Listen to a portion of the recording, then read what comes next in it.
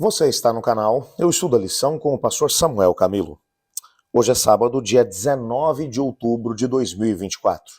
Estamos introduzindo a lição de número 4 do nosso trimestre, cujo tema principal será Testemunhas de Jesus como o Messias. Os textos que servem como base para o nosso estudo, na verdade, encontram-se no Evangelho de João, capítulo 1, versos 19 a 23, Isaías capítulo 40, versos 1 a 5, João 1, 29 a 37, Romanos 5, verso 6, João 1, 35 a 39, 43 a 51 e João 3, de 1 a 21. Entretanto, o texto dentre esses que foi escolhido como texto-chave para o nosso estudo da semana é João capítulo 3, verso 3, que diz: em verdade, lhes digo que se alguém não nascer de novo, não pode ver o reino de Deus. Como você bem sabe, quando estudamos o Evangelho de João, e nas últimas semanas temos tido a oportunidade de perceber as evidências que João tem tentado demonstrar de que Jesus é o Messias. Só para você se situar no tempo e no espaço, lembre-se que João é o último dos apóstolos a escrever. Quando ele escreveu o seu Evangelho, nenhum dos demais apóstolos estava vivo, todos já tinham morrido pelo viés do martírio.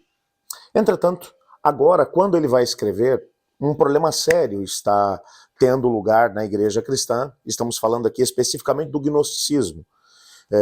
Várias correntes da filosofia grega haviam, de alguma forma, tentado influenciar o mundo cristão.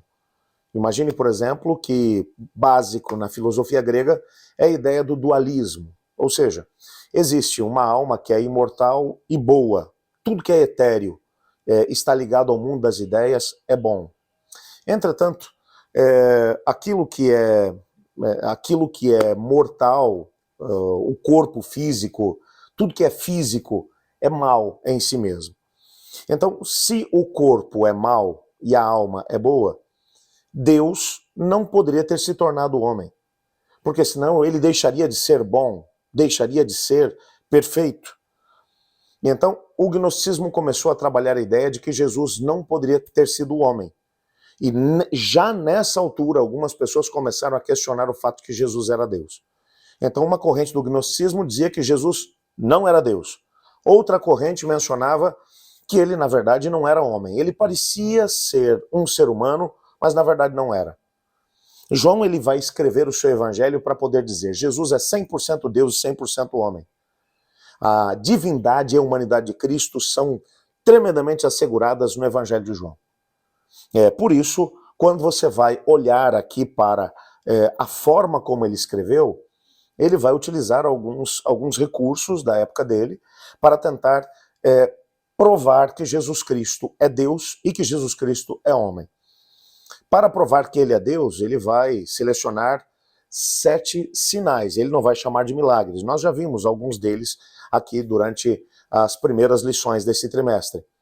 Ao mesmo tempo, ele vai mostrar que a importância de se crer que Jesus Cristo é o Messias é uma coisa que realmente faz a diferença. É tanto que o tema de crer que Cristo é o Messias vai aparecer em todos os capítulos de João. Do capítulo 1 até o capítulo 21, você vai encontrar pessoas que creram e pessoas que não creram.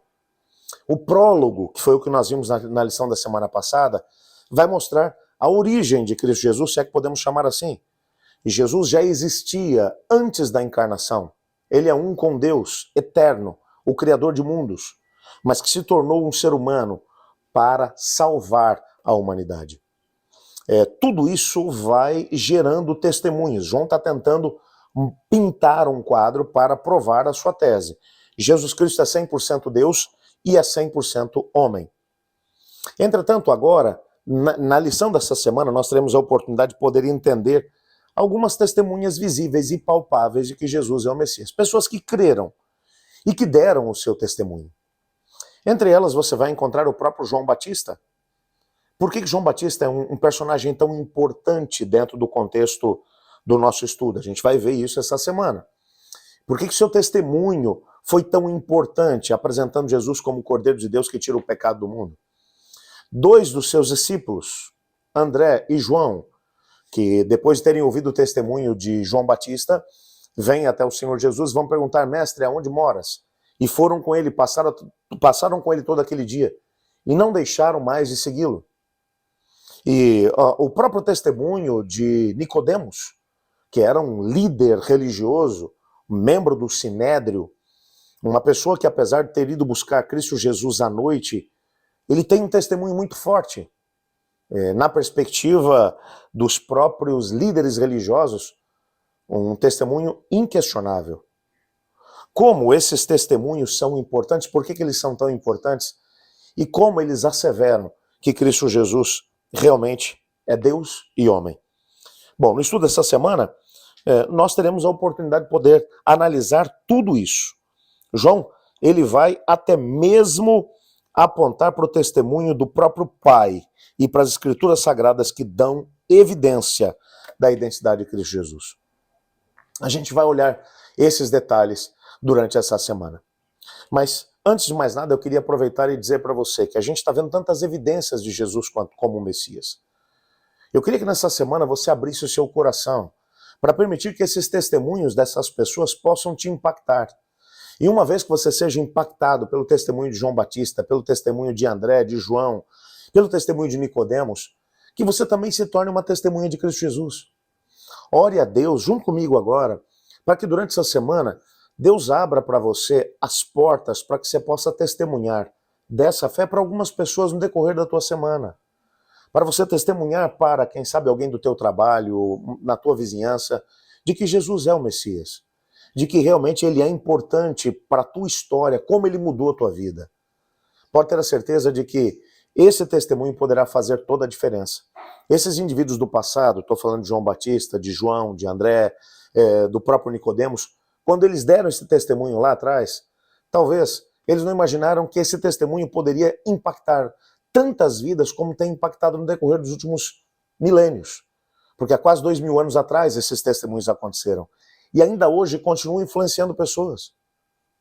Peça a Deus para que você também possa ser uma testemunha de quem Jesus é, tanto no aspecto divino, como também na sua própria vida. Vamos orar? Obrigado, Pai, por tua palavra, por sabermos que Jesus é o Messias. Ajuda-nos a podermos viver com responsabilidade, compreendendo o tempo em que nos encontramos e, ao mesmo tempo, quem Cristo Jesus é. Nos colocamos em tuas mãos, pedindo que nos abençoe. Colocamos também diante do Senhor, Pai, os pedidos que vão no nosso coração, o Senhor os conhece. Responde de acordo com a tua vontade. E um pedido especial queremos destacar. Nessa semana nos ajude a podermos testemunhar de Jesus para aqueles que estão à nossa volta. Abra portas para isso. Pois é em nome de Jesus que oramos. Amém. Eu estudo a lição. E você?